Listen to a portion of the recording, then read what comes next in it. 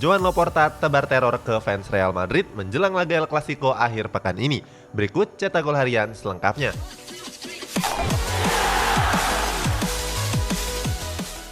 Setelah ditekuk Real Madrid, Jurgen Klopp meluapkan kekesalannya karena nggak puas dengan keputusan wasit. Pada leg pertama perempat final Liga Champions, pelatih Liverpool harus mengakui keunggulan Real Madrid dengan skor 1-3. Pelatih Liverpool Jurgen Klopp menganggap banyak keputusan wasit yang merugikan pasukan The Reds. Salah satunya ketika Sadio Mane mendapat jegalan keras dari winger Real Madrid, Lucas Vazquez. Saat itu wasit nggak menganggapnya sebagai sebuah pelanggaran. Di sisi lain, Klopp juga menyayangkan permainan buruk Liverpool pada pertandingan ini. Pelatih asal Jerman ini optimis skuadnya bisa membalik keadaan pada leg kedua yang akan datang.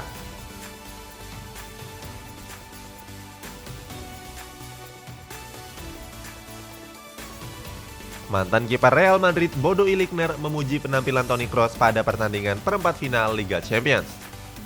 Bodo Illingner memuji penampilan menakjubkan dari Toni Kroos di lini tengah Real Madrid. Menurut Illingner, Kroos merupakan pemain penting dalam kemenangan skuad El Real. Dilansir dari Radio Marca, Illingner juga memuji penampilan bintang muda Real Madrid yakni Vinicius Junior.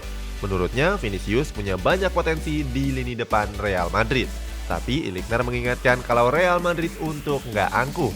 Pasalnya, pertandingan belum selesai dan masih ada lawan-lawan yang lebih sulit untuk kedepannya.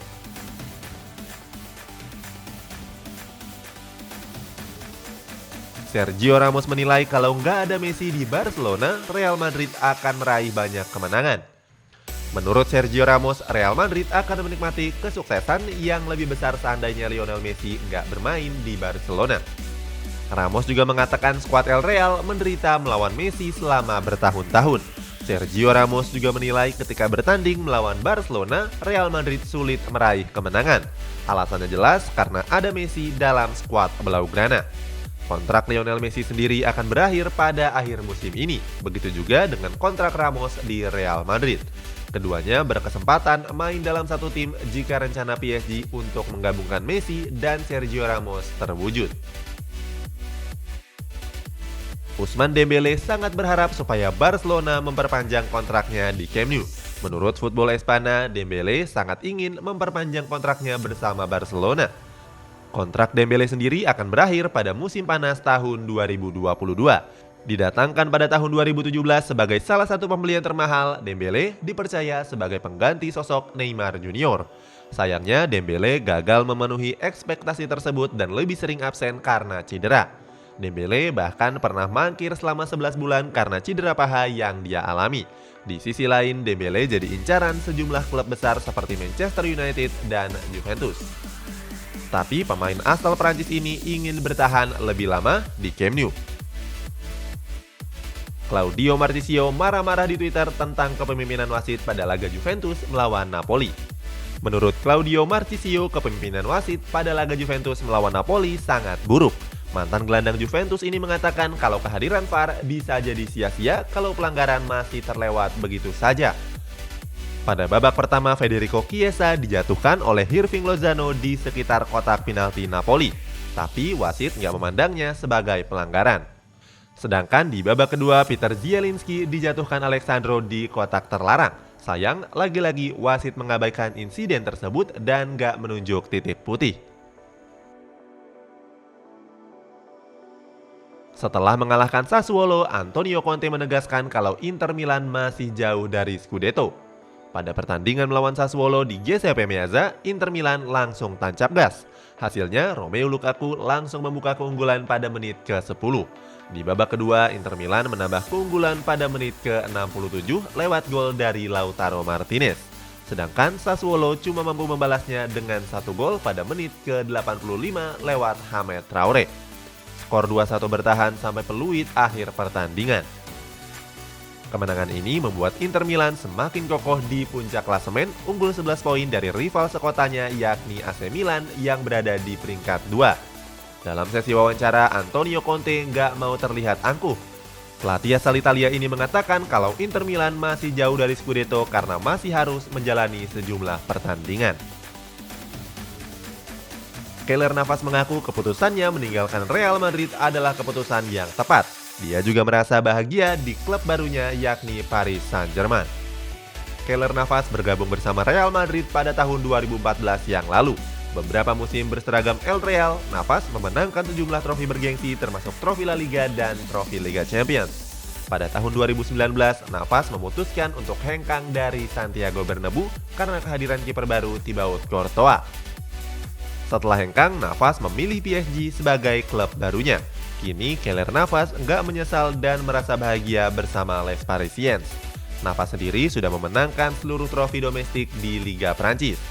Pemain berkebangsaan Costa Rica ini juga tampil apik dalam laga perempat final melawan Bayern Munchen.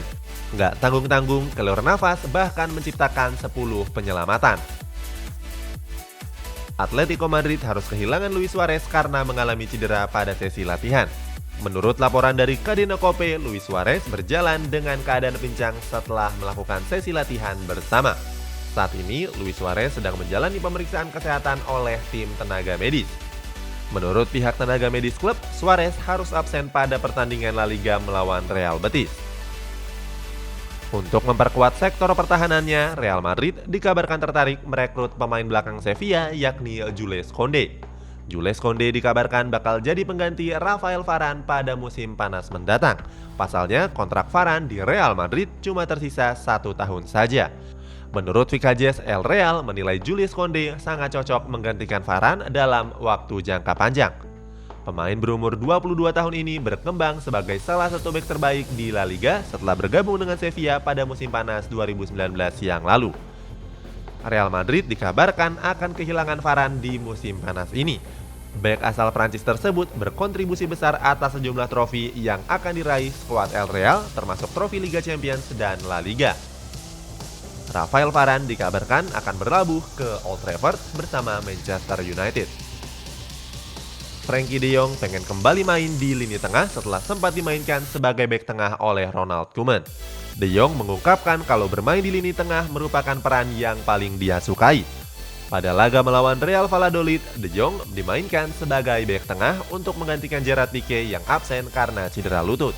Dengan kembalinya Pique, De Jong gak dibutuhkan lagi di sektor pertahanan. Mantan pemain Ajax Amsterdam ini bisa bergerak maju bergabung dengan Sergio Busquets dan Pedri di lini tengah.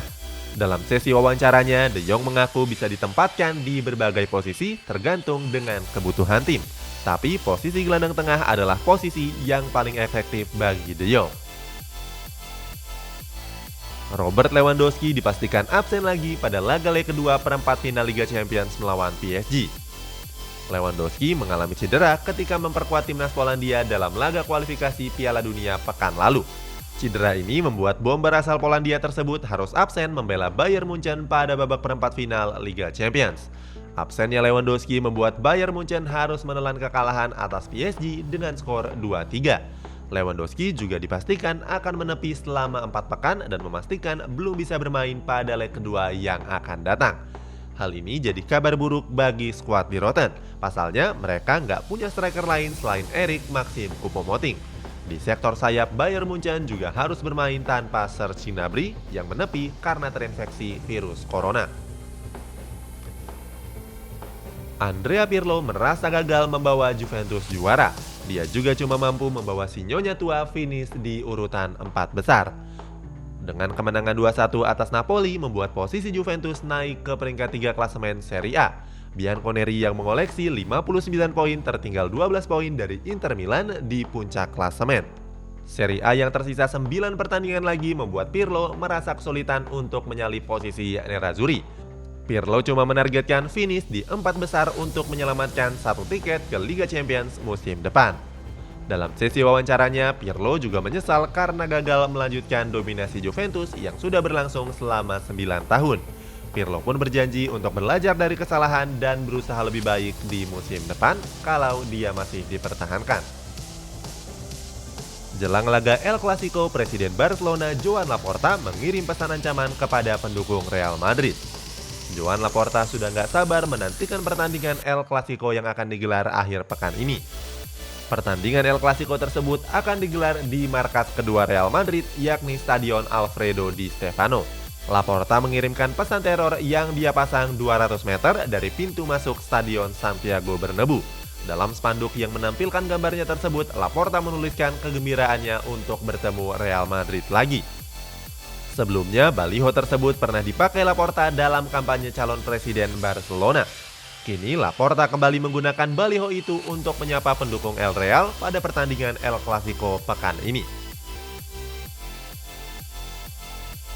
Beralih ke hasil pertandingan Europa League. Bertandang ke Stadion Los Carmanes, Manchester United berhasil tepuk Granada dengan skor 2-0. Manchester United menjalani pertandingan leg pertama babak perempat final Europa League melawan Granada. Pada laga ini, skuad The Red Devils berhasil unggul dengan 2 gol tanpa balas. Gol pertama Manchester United dilesakan oleh Marcus Rashford pada menit ke-31.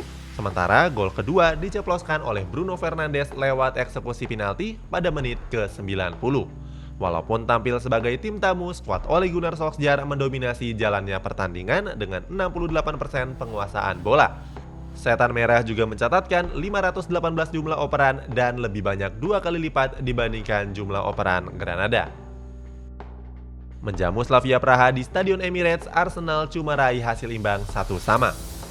Pada laga leg pertama babak perempat final Europa League, Arsenal bertanding menghadapi wakil Republik Ceko yakni Slavia Praha. Pada laga ini, skuad The Gunners cuma bisa meraih hasil imbang 1-1. Arsenal memecah kebuntuan pada menit ke-86 lewat gol dari Nicolas Pepe. Sayang, pada menit-menit akhir pertandingan, Slavia Praha berhasil menyamakan kedudukan lewat gol dari Thomas Holtz. Menjelang selesainya laga, Granit Xhaka sangat marah dan berteriak kepada para pemain bertahan Arsenal.